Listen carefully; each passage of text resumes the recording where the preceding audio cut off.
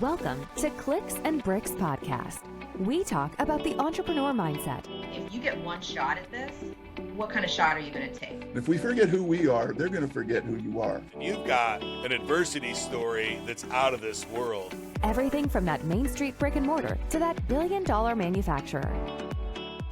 Welcome back to Clicks and Bricks. Today, I'm excited to be interviewing Aurora Winter. I think we have a lot of stuff to talk about. Being a fellow author, I'm excited. I think we're going to uncover a lot of tips and tricks for anybody that wants to be an author out there. Aurora, how are you doing today? I'm awesome, Ken. It's great to be on the show with you. Thank you so much for joining us. Before we jump into the question and answer section, can you just tell us a little bit about who you are and what possessed you to become an author? I'm obsessed with words. I've been obsessed with writing since I was 9 years old. I'm a film and television producer. I launched a company with a partner in London, England. We raised $5 million, made 8 films. And then I went, wait a minute, you have to have so much money to pull off a movie.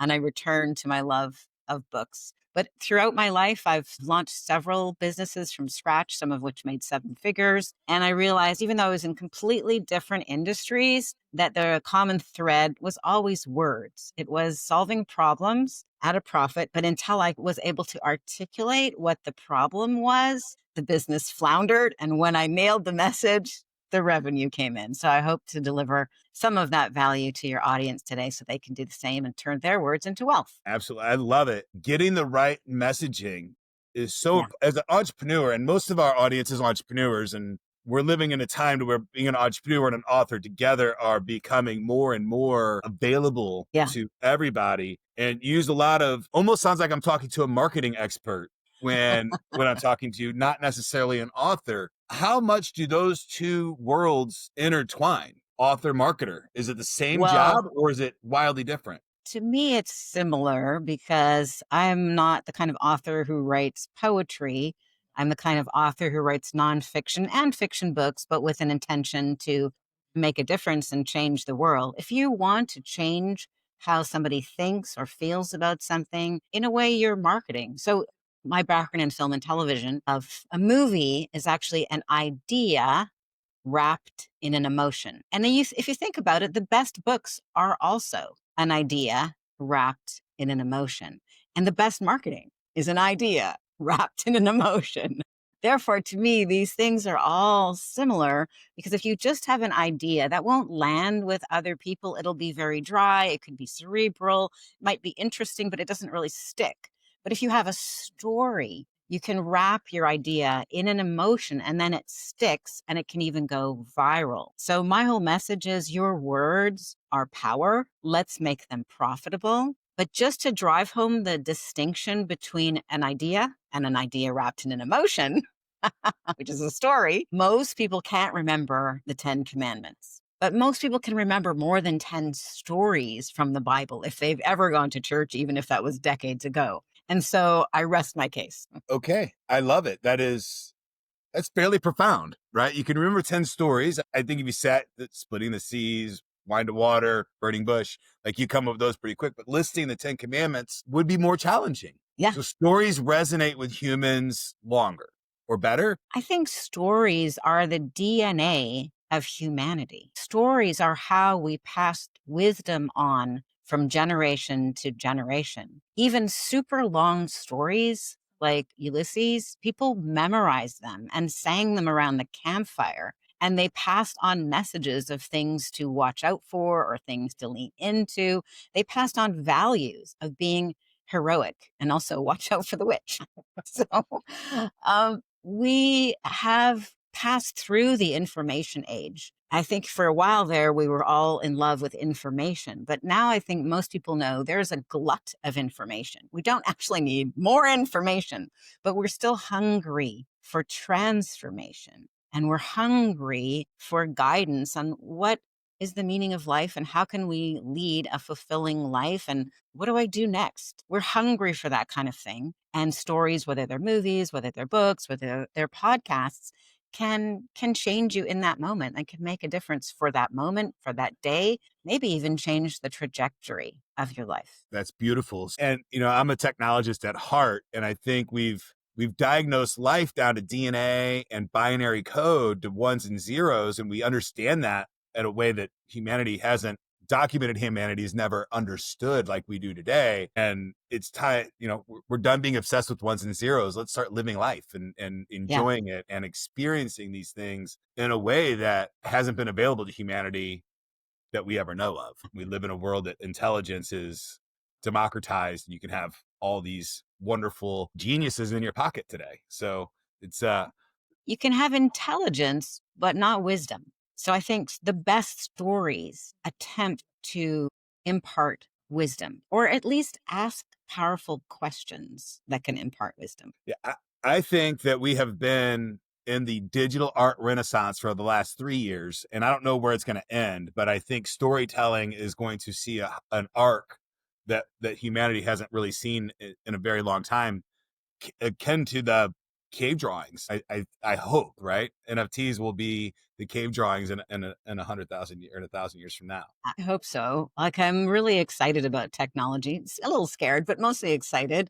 So, for example, I have a new YouTube channel called Strategic Basics, and it's amazing what we can do. I have a background in film and TV, as I mentioned. So instead of just being a talking head, it's half B-roll. And my son is my CTO, and he's also a video game designer. So, dealing with Midjourney and Runway, it's his kind of language, right? Yeah. And I think people don't even fully realize how much more important your stories are going to become in the age of AI, and how much explosion of creativity is available with these tools. I'm really leaning into the possibility that AI will unleash human creativity rather than supplant it, because I think you do need the creative spark, that sense of humor, that insight, that little something special going on. And then you can leverage the tools if we tried to do what we're doing every week on Strategic Basics, it would have taken a week. It would have been cost prohibitive before. And Right. now, it still takes 8 hours, but I can it's talk doable. profoundly on the negatives of what's happening right now in the world at a global economic and potentials for world war at great depth for days probably. But what you're talking about on the other side of it excites the heck out of me so much that you said you've been writing since 9. I started writing when I was 7, but I hated it. I started doing it as therapy. I was a violent young boy, and my therapist had me start writing to get my emotions out. But I'm dyslexic and I can't spell very well and I can't read it. Technology has given me the confidence to publish that. And what I love about AI is understanding how people learn and understand other things, to have a single piece, being able to publish it in multiple modalities so Yeah. fast and easy. I think we're going to be able to transfer data in a way that hasn't been able to transfer other than verbally before Yeah. in a lot of case scenarios. And that's It exciting. it is exciting. It's interesting you mentioned that you're dyslexic. About half of my clients are dyslexic.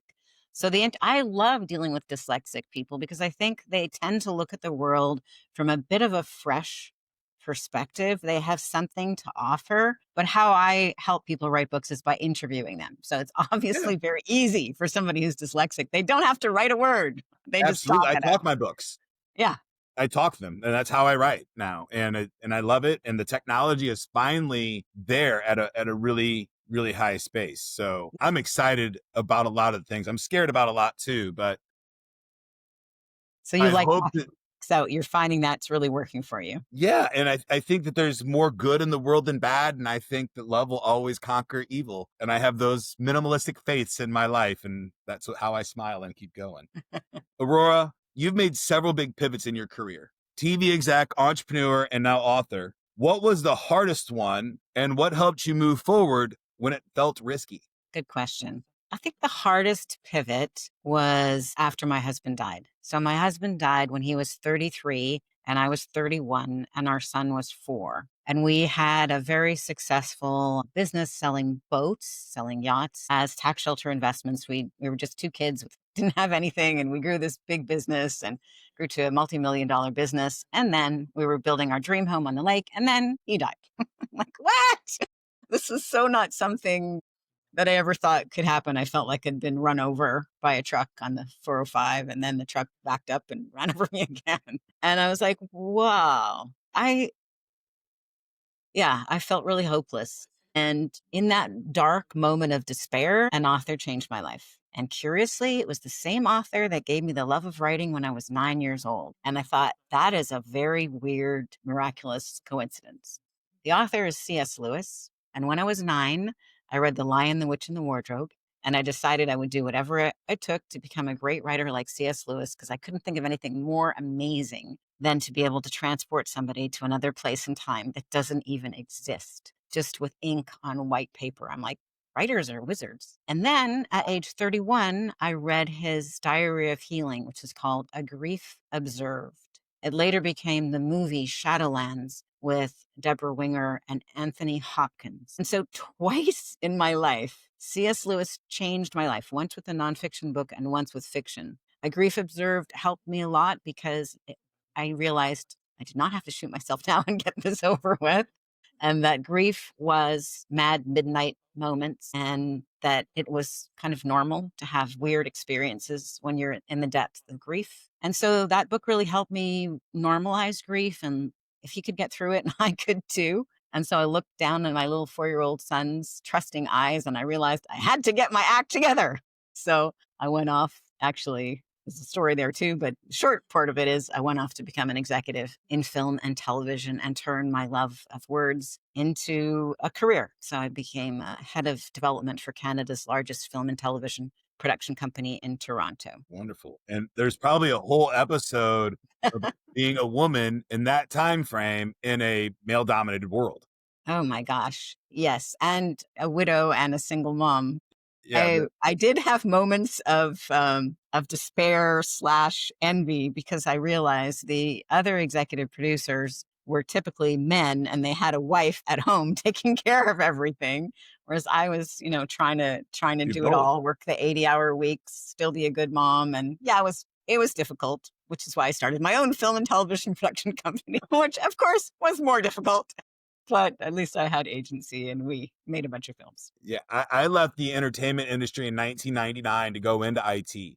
And That was smart. I vowed I would go back into entertainment when I could do it on my terms and not in executive's terms, in executive producer's terms. And that's where I'm headed now in my career. What did you like best about the entertainment industry, and what part of it would you want to lean into again? Well, I will let you interview me for a second. I love the community. When you work on a set, you become a family so quickly and you depend on each other. And, they're long days. They're 16, 18, 20-hour days sometimes 72-hour runs to get the job done. Because, well, film was more expensive back then, or it was film when I was doing it too. Like, the setup, everything had to be on point because it was really expensive to do a second, fourth take. But I loved that community that was, everybody was on the same page. It was the entire hive was moving in the same direction at the same time. And when you have that, it's intoxicating. Yeah. And I don't have a better way to say it. It's just amazing feeling to be part of that. And then the creation piece of something that didn't exist and now it does because of your efforts is, I think, the creativity plus the connection and the community. It's amazing. It's hard to replace without drugs and alcohol. Which is another story. I've got a whole book about that as well. Aurora, when you decided to write Turn Words into Wealth, what problem were you trying to solve for yourself and other thought leaders? Yeah. Well, I've written a number of books and 30 screenplays, one of which was produced. So right now I've got 10 published books. But when I wrote Turn Words into Wealth, the problem I was trying to solve, and think I have solved in the book, was to reach out to people who want to be an author or even who are an author, but most first-time authors spend 3.5 years writing a book, but then they drop the ball right at the finish line. And I just saw such a tragedy in that, and I wanted to stop it. So one of the mistakes people make is, there's so many mistakes, but one of them is they don't test the title. They don't test the subtitle. They don't nail the category that the book belongs in. They don't think about marketing the book so that the book is marketed before it is published. They don't apply for awards. But the most tragic mistake that is commonly made is they don't think of the book as the first step in a banquet. They don't think of it as an appetizer that is the first step in building a relationship with their reader. And without withholding anything in a book, some people will still want more. And if you don't let them know in your book what that more is, you've probably left 7 figures on the table. So it's a real tragedy. And I wanted to bust the myth that the most money people make from books is by selling books. That's wrong. 85% of the money that even best-selling authors make from their books is not by selling their books. Even if they're making millions from selling their books, they're making a lot more by speaking, by consulting, by training, by attracting premium clients at premium prices, and on and on. So I wanted to let people know, hey, there's 7 different models for making 7 figures from your book. Choose one of these 7 models. Model number 8 is making money from your book. And make sure that you let people who read your book know, are you available as a speaker? Do you have another training? Are you a coach? What is it? What is the next step? Because there's always another problem after the first problem. And I made this mistake. My first published book is called From Heartbreak to Happiness. And I really thought, okay, people read that book. They will get over grief and they'll be good. I didn't withhold anything in my book, but people naturally wanted more. And so I'm like, oh, note to self, I should have put that in the book. So Turn Words into Wealth shares how I've made 7 figures from my books, how my clients have made 7 figures from their books, and how famous people that you would know make 7 figures from their books. So choose one of these models and there's 7 different models to do it with. 7 different models, which I go into detail in the book, Turn Words into Wealth. Awesome. I'll have to read that and I'll tell you one of my models and see if it's one of the 7. All right. I think it might be. I want to talk about something for just a second that's not on my questions. I don't wear a public title of artist, but I've always looked at myself as an artist, as a person that creates stuff. Yeah. Even though I spent the last 25 years in technology, a lot of that is art and the creation and laying out the designs and all of those things. I'm a bit of a stubborn artist and I create things the way that I want to create them. But you said testing my titles. Where do you how does a person draw the line between what they're creating for themselves to put out, and if people enjoy it, then they enjoy it. So because we're looking for people that align with us. And a lot of times when we're creating our art versus get it to sell it. And how do I do that without feeling like a sellout? Well, don't test your title if you don't want to know the answer. But here's 2 examples. The author still can take the information from the survey and go, I disagree. You're not giving over agency or control. I've tested titles multiple different ways, and I'll tell you 2 quick stories. My first published book, I got a download. I thought it was a divine download, and initially I called it Struggling and Soaring with Angels. So actually, my first published book was my Diary of Healing, and it's called Struggling and Soaring with Angels. But every time I went on radio or TV, I had to explain I wasn't during Virtue, wasn't actually about angels, but it was metaphor, that my husband was dead. And that's what I was trying to tell. And if you're only on TV for 5 minutes and you have to explain your title, this is a problem. Yeah. So I decided to test the title. And I came up with a list of maybe 14 titles that I liked. And then I went someplace that I thought, oh, these people would be my ideal reader. So I went to Marianne Williamson was speaking at Agape Church in Los Angeles. And as people exited the church after hearing her speak, I'm like, which of these titles do you like? This one or this one? I just gave them 2 options on 8.5 by 11 piece of paper, and they would vote. And I tallied it. And if a 17-year-old boy gave me a vote, I would write it somewhere else and not add it because he wasn't my ideal reader. And what I discovered is that one of my favorite titles, which I think was Courage, Braveheart or something, had people thinking about the movie Braveheart. Oh, that didn't even occur to me.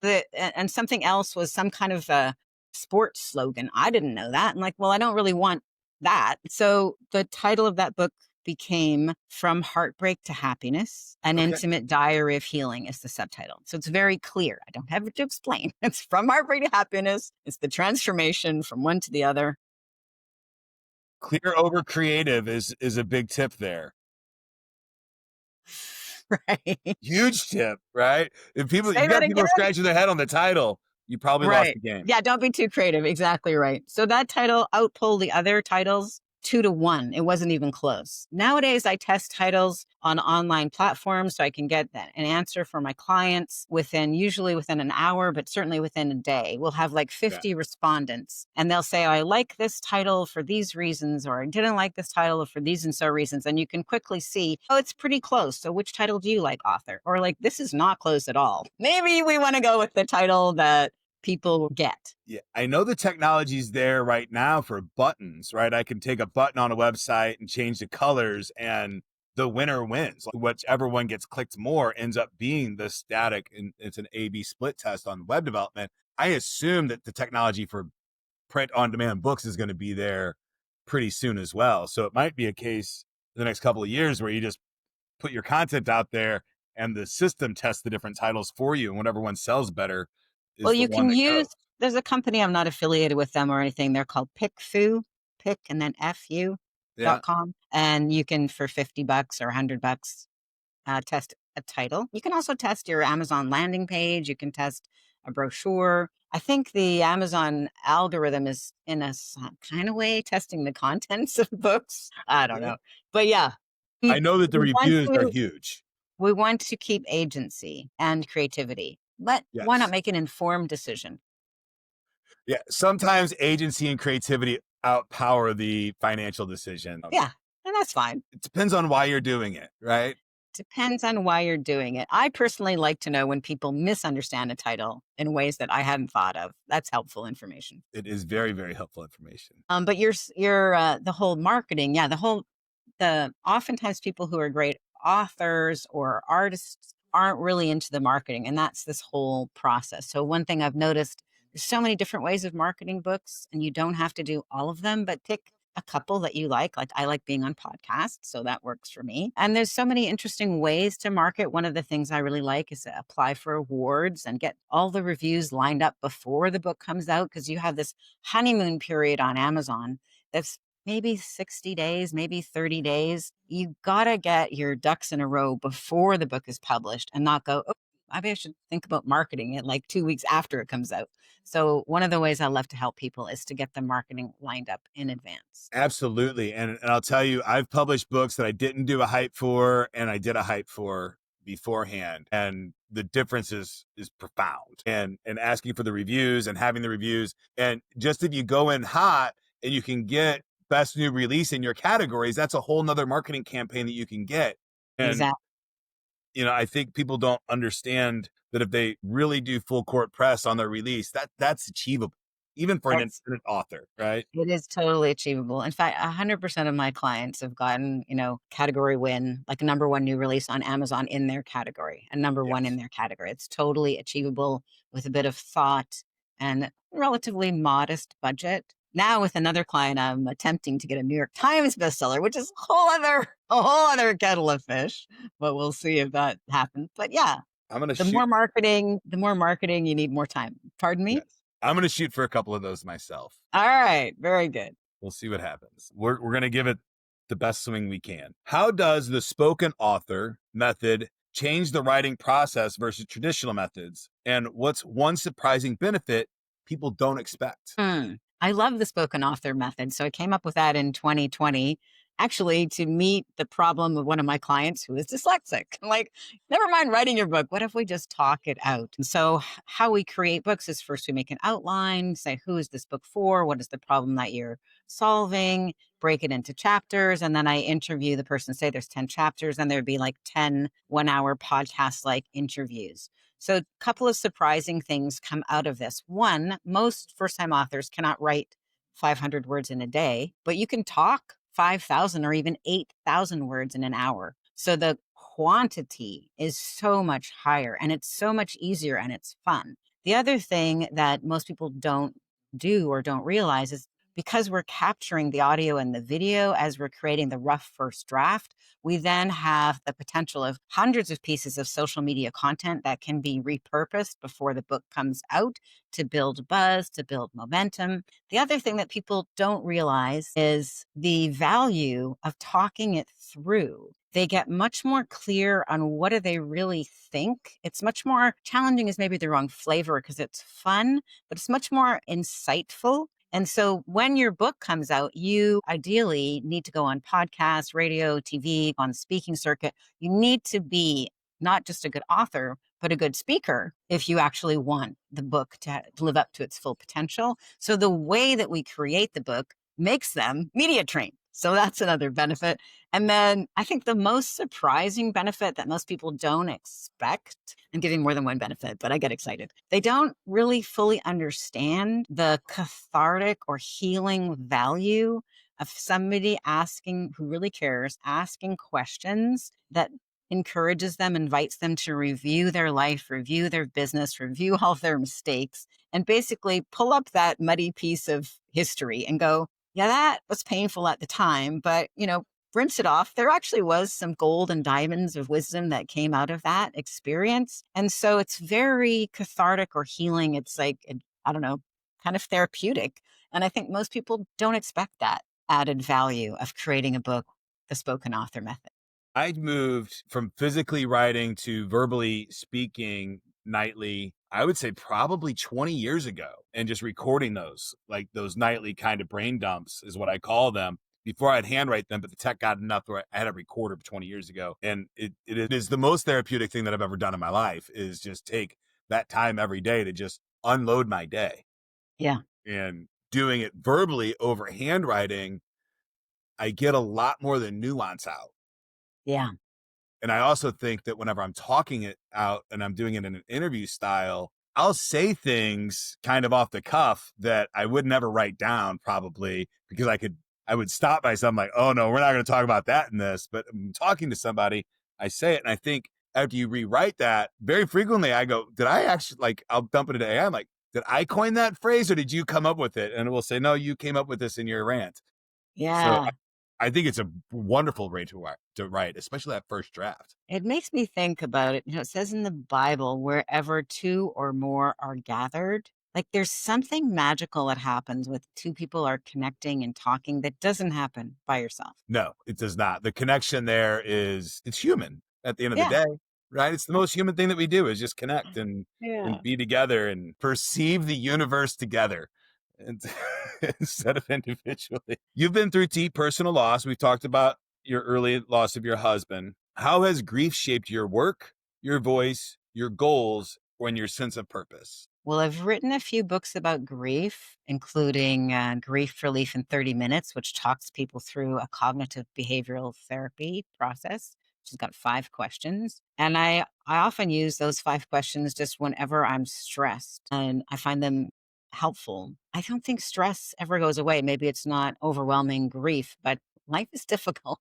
Life has problems. How grief has changed me is I was a very academic type driven personality, and I'm still academic A type driven personality, but softened by the realization, is not even a strong enough word, but that life is short. Tomorrow is not guaranteed. And I don't want to have regrets on my deathbed about not telling the people that I love them.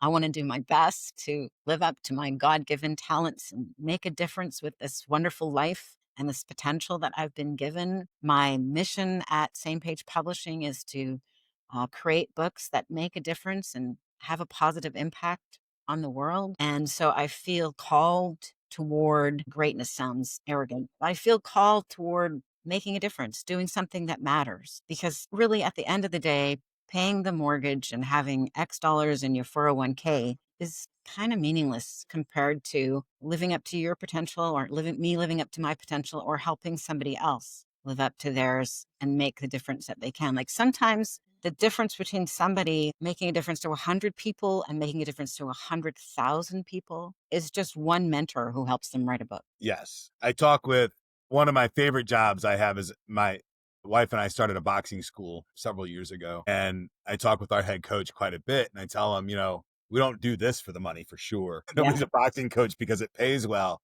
But you think about the legacy that you live, and conversations will be had about the lessons you provided in 100 years from now at dinner tables. And that is legacy in a way that, was hard for an average person to get throughout humanity. But now, with the way things are positioned, your voice can be heard, your story can be told, and it doesn't really matter what hurdles you have to overcome. Everything is there for you to do that today in a way that is more profound than any other time that I can recall. And if you do the karma math on it, like if somebody reads your book about sobriety and they become sober, like you've given somebody back their life. Even if that book only changed one person's life, it would be worth it. And I'm sure it's changed many people's lives, but even if it was only one, it would totally be worth it. I mean, look at my own life twice. And I'm only from the stories I've told you today. One author changed my life after he was dead. C.S. Lewis, when I read The Lion, the Witch, and the Wardrobe. C.S. Lewis, again, when I read his book, A Grief Observed. Those books were like seeds that germinated when I opened them at the age 9 and I opened another one at the age 31. And each book changed my life, changed the trajectory of my whole life. So just Absolutely. imagine what your books are doing can, or what other people's books can do if they take the time to put their hard-earned wisdom into something that somebody else can Yes. read, you know, a And hundred different. Yeah. today, and like just so that people understand the technology today versus 6 months ago, it would have cost, just due to the audio version of your book, would have cost a lot of money 2 years ago. And today it's a click of a button and it's decent work, right? Yeah. I think you'll have better luck if you record it yourself and go through that whole process. But on day one, you can launch affordably with an audio and a text version of your book today, Yeah, which I exactly. think is just the coolest thing on the whole planet. Because if they had audiobooks when I was a kid, I would be 1,000 times more dangerous than I am today. Aurora, what's the biggest myth that first-time authors believe that end up holding them back? Mhm. And how do you help them overcome those myths? I think the biggest myth that holds them back is I'm not good enough. The imposter syndrome, the who wants to hear my message, who wants to hear my story, that really keeps people stuck. And how I help people break through that is by just letting them know that's part of the human condition. Don't try to get over it. It's pre-installed software. And when we have the spotlight on ourselves, like it's all about me, I've got to be good enough, I've got to be wise enough, I've got to be brilliant enough, that's going to collapse your energy. But if you put the spotlight on one reader or one listener to the podcast and you're like, what if I could say something that could help that person today? Your whole energy will shift. And instead of being like, I'm not articulate enough, I'm not wise enough, I'm not Bill Gates, what have I got to share? You just go human to human. If I could help that person, it's worthwhile. And I think anyone who's lived for a while anyone who's lived for a while and has an impulse that they would like to write a book probably has some hard earned wisdom that would help other people. If you put it into a nice format that others could digest, it could make a difference. So get over yourself and do it. Yeah, it's profound. And you don't do it. I think if you're doing it for the money and the outcome, it's the wrong reason to do it. It can be profitable. I love what you said earlier. The book is not where you're going to find the profit from. You're going to find it in your speaking, your engagement, your relationships, and Yeah, all those other things. You might find it in the book sales too. But that is hard. It is its own business. Writing the book is one business. Selling the book is another business. Um, exactly. and I don't think most people realize that. They think, oh, I'll write this book and put it on Amazon and it will just start selling. You'll The sell a whole, couple copies. yeah, the But whole, if they build it, they will come philosophy ruins, ruins a lot of marketing. You need to get the yes. message out there, no matter what it is that you're selling. Yeah. Yeah. But I agree. Podcast tour is my favorite way. And then swapping reviews is my second favorite. But you work in both fiction, young adult fiction, and nonfiction. How do you decide what message or story belongs in which format? And what are the different challenges? Mm. Yeah, I wrote so much drama when I was in film and television. Like I've written 30 screenplays and they were all dramatic. And one of them was made and it was a young adult fantasy drama that still sometimes airs on Halloween. It's pretty obvious if you're solving a specific problem and you have a recipe or a method or some wisdom, or you want to be a speaker or you have a training, it's going to be most likely a nonfiction book. But if you have an idea wrapped in emotion, maybe that will be fiction. So I've helped a number of authors write fiction, and I usually look through a lens of, can we create the ideal reading experience, but that also could be turned into a movie or a TV series? Because that's where the real money comes from fiction. Though fiction outsells nonfiction, generally speaking, even, if you're not famous. My fantasy series is called Magic, Mystery, and the Multiverse. Here's one of the books in the series. It's a trilogy. The Secret Multiverse Academy is book 2. Book 3 just came out, Multiverse Mayhem. And book 1 is not within reach, but it's called Magic, Mystery, and the Multiverse. And it's like Percy Jackson meets George Orwell's 1984. Oh, wow. I probably love that. Yeah. So, Isn't because that I used Clockwork Orange? I'm sorry. to. So basically, Percy Jackson gives you the flavor that it's going to be fast paced. There's going to be mythological creatures. It's going to be fun. It's going to be fun for the whole family, ages 10 are up or 12 are up could enjoy it. And then what? George Orwell's 1984. That's surprising. So that makes it a good pitch because you're like, well, I kind of get where you're going. Those are two interesting things to put together. So the theme that I'm playing with, or the idea that I'm wrapping in an emotion, is that free speech really matters and that censorship is evil. So in the Narnia series, there was the evil witch and the Lion, the Witch, and the Wardrobe. My evil witch chops people's tongues and forces them to say what the government wants them to say by turning them into puppets. So literally complete loss of agency. Those are the evil people in magic, mystery, and the multiverse. And so that was an idea that I didn't want to preach to people because, again, if you just preach an idea, how many of the 10 commandments do people remember versus how many stories? So I thought that is an important idea, that if I could communicate it to young adults and they talk about it with their parents or their teachers or they argue about it in class, that's what I want. I want them to think about it. I want to present this evil person chops people's tongues out. What do you think about that? Is that okay in some circumstances? Maybe not. What do you think? I'm not telling them what to think. Whereas a nonfiction book would tell you, here's what happened with free speech. Here's when the law changed. Here's when the First Amendment happened. And I would present the whole argument logically, but the only people who would read it would be those who probably already agree with it. So hopefully that answers the question. If you have a problem that you solve, it's probably a nonfiction book. But if you have a passion that you really want to be a catalyst for shining light on, and you'd like to launch an argument rather than tell people what to think, then you might want to consider fiction. I think of two films from what you've just said. People versus Larry Flint and Private Parts are two stories that tell that story. But there's not a whole lot of them that tell about freedom of speech in a profound way. And those are two of my favorite stories in our history. And you're inspiring me to go watch them again. And unfortunately, we're shooting this on September 16th, and we just had people murdered in our country because of their thoughts and their beliefs and their speech, right? Yeah.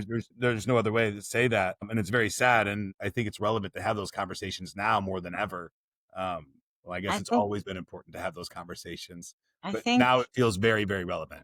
Yeah. I just recorded an episode for Strategic Basics about Charlie Kirk's murder, but more really, I was shocked by his murder. I didn't know him. I didn't follow him beforehand, but I was appalled by the people who were openly celebrating somebody's murder. Like, what? How, if you don't like... And they have their freedom of speech. Pardon me? And they have their freedom of speech. If you don't like somebody's opinion, you just don't listen to him. Yeah. You don't have to kill him. It's a weird time that we're in at the moment, and we don't necessarily understand, are these real people or these... Yeah.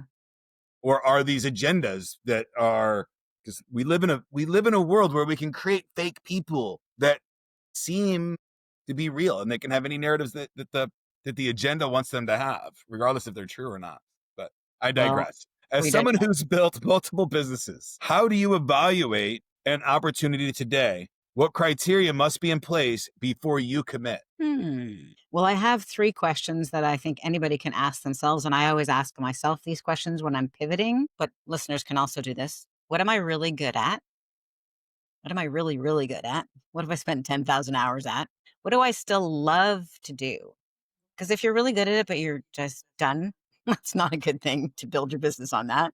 And then who is that worth the most to? So what am I really good at? What do I love to do? And who is that worth the most to? So when I got my MBA in 2015, I was like, I could do anything. I could live anywhere. What do I want to do? So I made a list of things that I'm curious about, because I think curiosity is energy. So I made a list of 25 things that I was curious about. And then I looked at the list and I'm like, 20 of these 25 things all have to do with communication, from stand-up comedy to movies, to books, to TED Talks, to neuroscience of communication. Basically, Aurora, you are obsessed with communication and you still love it. So why don't you do something in that area? And then the answer to who is that worth the most to, in my case with the spoken author method, it's worth the most to experts who are wanting to have a book to become a lead magnet for their business so they can attract premium clients at premium prices or take their thought leadership to the next level as a speaker. Beautiful. I love it. What's the biggest mistake you made in your author publishing journey? Oh my gosh. Something that taught you a lesson, but was painful at the time. So many mistakes I could possibly choose from. Painful at the time. Okay. I think the biggest mistake that was the most painful was the gap in time between publishing my first and my second book.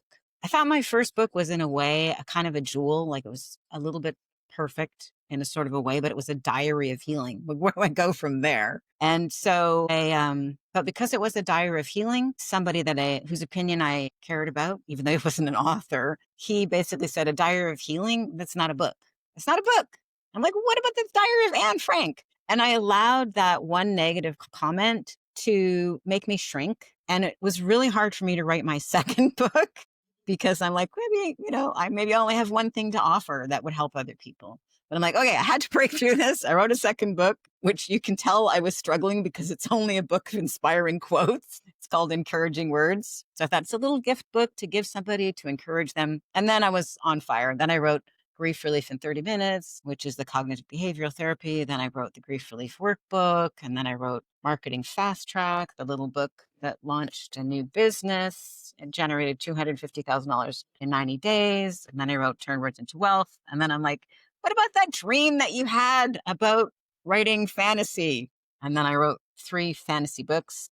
And that doesn't count the books that I ghostwrite. Beautiful. I love it. It teaches such a valuable lesson because, I teach a lot of kids boxing and I work with a lot of business owners, a lot of startups along the world. And a consistent theme that I talk about with all of them is you're going to have failures or what seem to be failures to you out of the gate, right? Those are important things that you have to get through. You have to publish a book that gets 0 sales. You don't have to do that, but you're probably going to do that before you get a book that has 100,000 copies sold, or you get a bestseller, or you get an international bestseller, right? You're going to probably do some big old stinkers before you start getting good at it. And that's okay. And do it out in public if you need to, or hide it.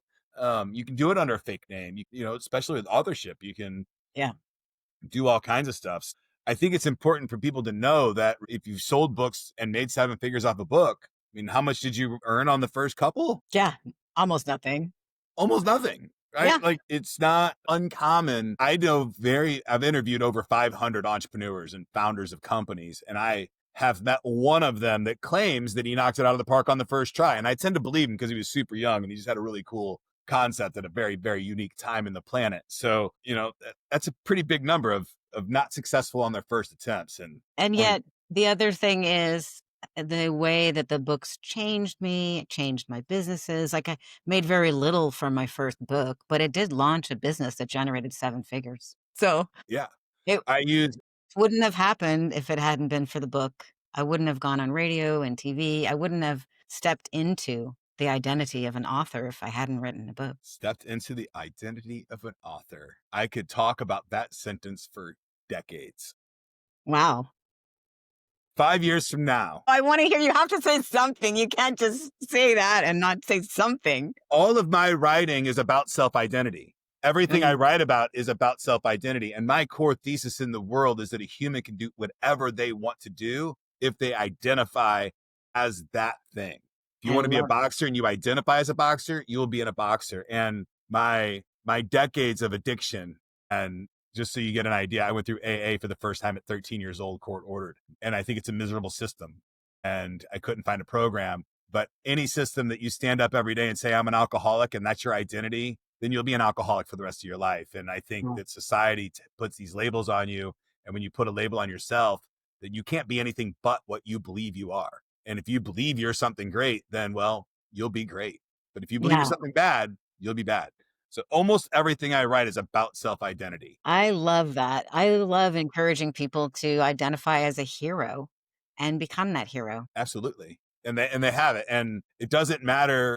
We live in an economy today where 5 years ago, to be an influencer, you had to have hundreds of thousands or millions of followers. Today, you can have a really great business with 1,000 followers, 1,000 key clients, or even 100. You can do a really great side gig, right? So, and that's really what I want to try to show people. That's my mission in the world, to show people that you, in this world that we're living in 2025 and moving forward, how you identify as yourself is what your business is probably going to be. That's how you're going to earn money. That's how you're going to live in this world. And it doesn't matter if you want to identify as a farmer or a comedian or a boxer or a podcast host or whatever it is. you can make a living doing that. And, maybe my childhood growing up poor and homeless just drove me to this, but I think it's important. I agree. I think that's very important. And what's cool about it is it's also empowering because you can choose to declare who you want to become. You can choose to say, I'm an author. You can choose to say, I'm a successful boxer, or I'm a stand-up comedian, or whatever the case may Very be. hard to leave the mindset of victimhood into empowerment, but if you can do it, the world changes for you pretty quickly. Very quickly. Very quickly. That's one of the Aurora, things I learned about grief is both my son and I hated to be seen as victims. Even though what had happened was tragic, we just refused to be victims. yeah. And it's hard because you feel like you need to be sad and grieve and mourn, and you do. You have to do all of those things. But if you say, "Oh, woe was me, this happened to me," instead of, "Oh, this is something that I have to deal with and go through," it's a wildly different mindset. And it didn't happen to you; it happened to them. You're just a byproduct of the Impacted, right. Yeah, And watch out for that victim identity. It can be sticky and you don't want it to stick to you. yeah. And I think it's the one shift that a person can. I think it's the most valuable shift that a human can make on this planet is from victimhood to empowerment. I agree, Ken. We're on the same page. Yeah. 5 years from now, what does success look like for you and what is the impact that you want to leave? 5 years from now, what success looks like is my fantasy series, Magic, Mystery, and the Multiverse, is on television, like Percy Jackson TV series or A Shadow and Bone or even a Wednesday, something like that. And that I've helped, I don't know, another dozen experts become thought leaders and make a bigger difference and have a legacy building book that they're proud of that changes lives. Beautiful. I love it. Aurora, Diary of a CEO is my favorite podcast. I watch it every week. That and Kill Tony, if you want to get into my mind, really. I watch Kill Tony a lot with my son, and I do like Diary of a CEO, although he's gotten so doom and gloom recently. I'm like, no, the world is coming to an end.